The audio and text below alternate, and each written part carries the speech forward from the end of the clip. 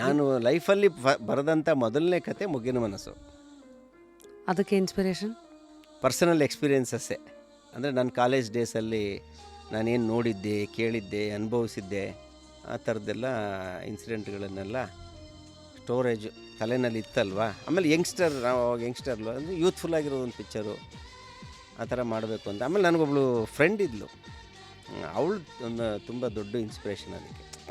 ಅವಳ ಜೊತೆ ಓಡಾಡ್ತಾ ಇರುವಾಗ ನೋಡ್ತಾ ಇರುವಾಗಲೂ ಅವಳು ಏನೋ ಸ್ಟೋರಿ ಹೇಳೋಳು. ನನ್ನ ಫ್ರೆಂಡ್ ಒಬ್ಳು ಹಿಂಗಾಯಿತು, ಹಂಗಾಯಿತು, ಅದಾಯಿತು, ಅವಳು ಯಾರೋ ಒಬ್ಬನ ಲವ್ ಮಾಡಿದ್ಲು, ಅದು ಹಿಂಗಾಯಿತು, ಹಂಗಾಯಿತು. ಇದೆಲ್ಲ ನನಗೆ ತುಂಬ, ಅಂದರೆ ನನಗೆ ಆ್ಯಕ್ಚುಲಿ ಜಾಸ್ತಿ ಅಂದರೆ ಹುಡುಗಿಯರ ಮನಸ್ಥಿತಿ ಹೆಂಗಿರುತ್ತೆ ಅನ್ನೋದು ಆವಾಗಲೇ ಅರ್ಥ ಆಗಿದ್ದು ನನಗೆ.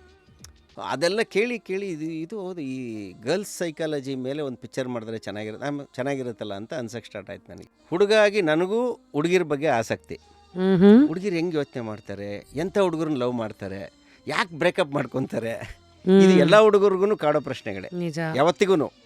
ಸೊ ಇದೆಲ್ಲ ಹೇಳಿದಾಗ ಇದು ತುಂಬ ಹುಡುಗಿರು ಈ ಥರ ಎಲ್ಲ ಯೋಚನೆ ಮಾಡ್ತಾರೆ ಹುಡುಗಿರು ಸರಿ ಅಂತೆಲ್ಲ ಗೊತ್ತಾದಾಗ ಇದನ್ನೊಂದು ಕಥೆಯಾಗಿ ಮಾಡಿದ್ರೆ ಚೆನ್ನಾಗಿರುತ್ತೆ ಅಂತ ಅನಿಸಿ ಒಂದು ಕಥೆಯಾಗಿ, ಆಮೇಲೆ ಅಷ್ಟೊತ್ತಿಗೆ ನಾನು ಈ ಕತೆ ಮಾಡೋದು ಹೆಂಗೆ, ಸ್ಕ್ರಿಪ್ಟ್ ಮಾಡೋದು ಹೆಂಗೆ, ಈ ಸ್ಕಿಲ್ ಒಂಚೂರು ಡೆವಲಪ್ ಮಾಡ್ಕೊಂಡಿದ್ನಲ್ಲ, ಹಂಸಲೇಖ ಸರ್ ಕಡೆಯಿಂದ ಕಲ್ತಿದ್ನಲ್ಲ, ಆ ಎಲ್ಲದನ್ನು ಕ್ರೋಢೀಕರಿಸಿ ಒಂದು ಕತೆ ಮಾಡಿದೆ.